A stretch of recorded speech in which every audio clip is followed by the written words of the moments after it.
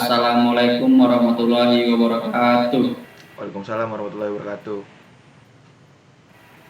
Kami dari kelompok interpersonal skill ingin mempresentasikan tentang self briefing.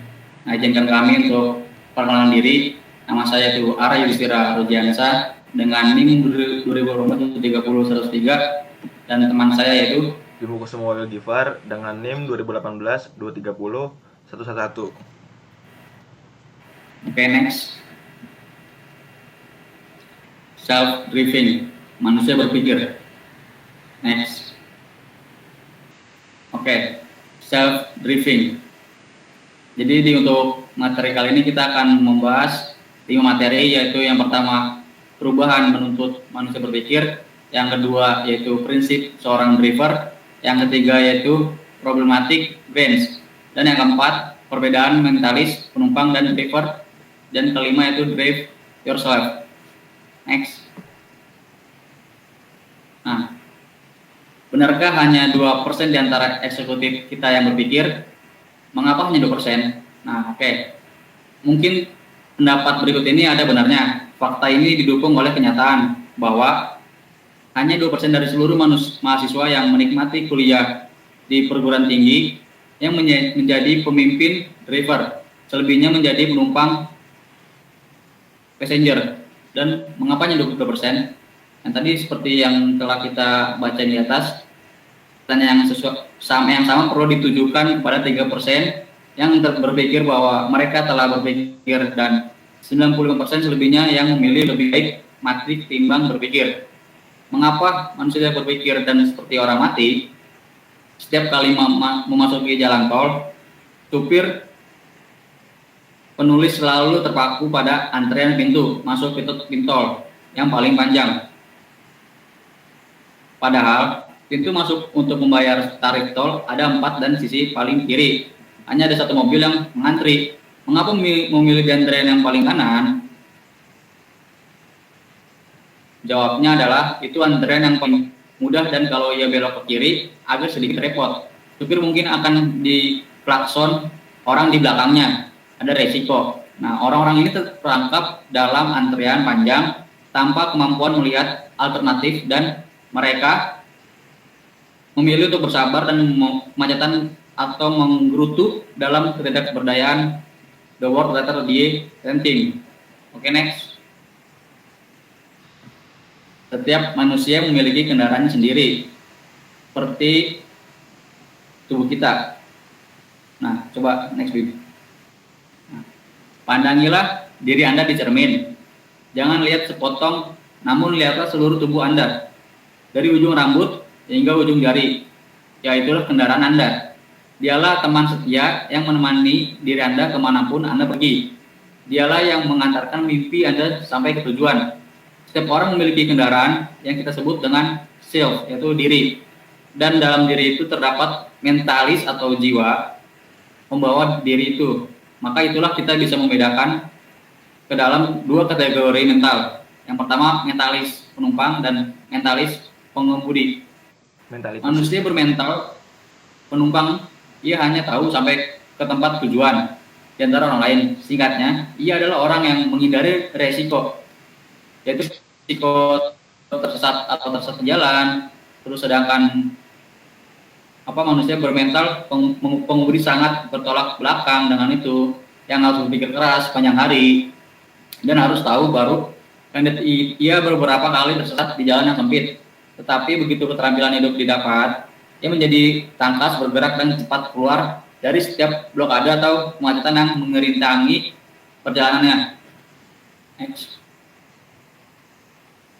Nah, saat itu tujuan penulis pergi ke kampus UI Salemba. Supir penulis tidak menyadari bahwa jalan yang dilewati telah berubah dan jarak tempuh menjadi lebih lama. Ia hanya menyadari cara mengemudi telah berubah dan ia menjadi lebih sibuk mencari celah, menembus jalan yang semakin padat. Terus sadar akan kemacetan yang dapat merugikan orang lain, penulis mengambil alih kemudi dan keluar dari jalan tol. Nah, melewati beberapa traffic light yang padat, yaitu lalu lintas, Dari sana penulis kembali masuk ke jalan tol. Mereka berhenti menghemat waktu 30 menit. Itu hanya terjadi ketika kita terbangun dan berinisiatif. Akan halnya para supir yang tidak berpikir. Mereka memilih tetap berada di dalam jalan tol secara rutin, membiarkan diri terjebak di tengah kemacetan dan terlena di sana. Mereka terperangkap oleh pikiran bahwa jalan tol adalah jalan bebas hambatan. Menjadi driver bukanlah sekedar duduk di bangku kemudi dan mampu memegang setir dengan surat izin mengemudi. Banyak manajer yang memegang surat izin memimpin perusahaan yang dikeluarkan oleh direksi, namun di posisi itu mereka tidak banyak berbuat apa-apa. Tahukah Anda, setahun yang lalu, dari 50 juta orang yang terbang melalui Bandara Soekarno-Hatta, hanya 2% di antara mereka yang menjadi driver. Mereka adalah orang yang benar-benar berpikir tentang jadwal dan tujuannya. Berpikir tentang jadwal dan tujuannya, sehingga diberikan hanya 0,2 juta orang yang benar-benar berperan dan berpikir sebagai driver. Mereka ini adalah para pengambil resiko yang berpergian tanpa pengawal, guide, atau protokol. Oke, next. Oke, selanjutnya akan dibacakan oleh teman saya yaitu Bimo Kusumo. Waktu dan tempat silakan. Prinsip seorang driver. 1. Inisiatif, yaitu bekerja tanpa ada yang menyuruh, berani mengambil langkah, berisiko, responsif, dan cepat membaca gejala. Yang kedua, melayani, yaitu orang yang berpikir tentang orang lain, mampu mendengar, mau memahami, peduli, berempati. Ketiga, navigasi, adalah memiliki keterampilan yang membawa gerbong ke tujuan, tahu arah, mampu mengarahkan, memberi semangat, dan menyatukan tindakan. 4. Tanggung jawab, yaitu tidak menyalahkan orang lain, tidak berbelit-belit, atau menutupi kesalahan sendiri. Demikianlah seorang driver, ia harus tahu arah jalan dan cara memperbaiki serta merawat kendaraan. Seorang driver akan selalu sadar bahwa sesuatu akan menjadi lebih baik apabila Anda ingin mengubahnya. Dan kuncinya adalah berpikir keluar dari sangkar emas. Problematic brands. Investasi pada brand memang penting, tetapi tahukah Anda bahwa telah muncul generasi anak mami yang lebih banyak dibentuk oleh servis yang dibeli orang tua. Artinya, anak-anak yang kemampuan berpikirnya hanya menghafal adalah generasi yang kesulitan berpikir dalam menghadapi tantangan baru. 2. Media massa terus berubah, menjadikan konsumen lebih terfragmentasi dengan kekuatan yang menyebar. Selera berubah dari masa ke masa. Dengan demikian, merek-merek besar yang kuat apabila dipimpin oleh manusia model passenger pasti akan menjadi problematic brand. Menjadi penumpang.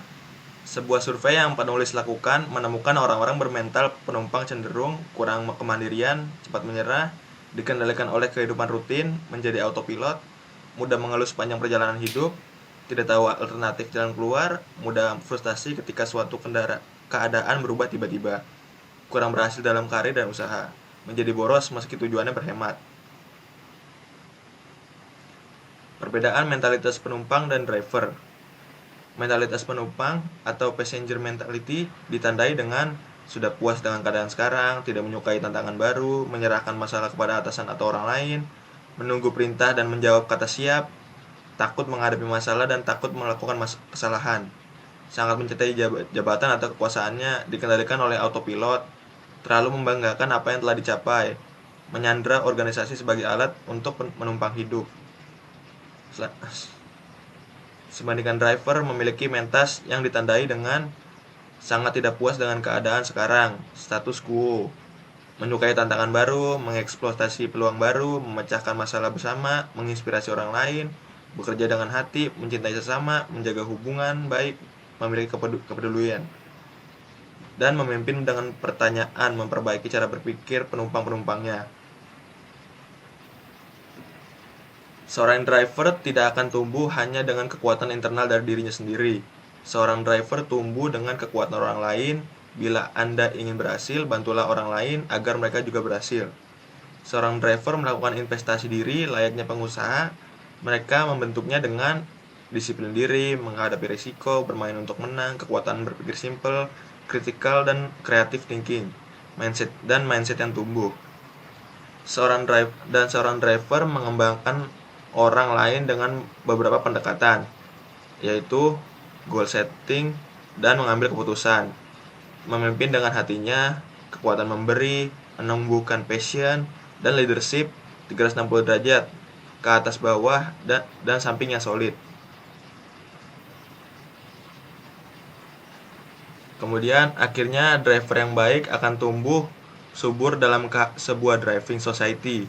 Kita memerlukan sistem politik dan leadership yang mendukung tumbuh dan berkembangnya kekuatan rakyat, pegawai, pengusaha, pejabat, atau bahkan mahasiswa sebagai driver yang memajukan bangsa.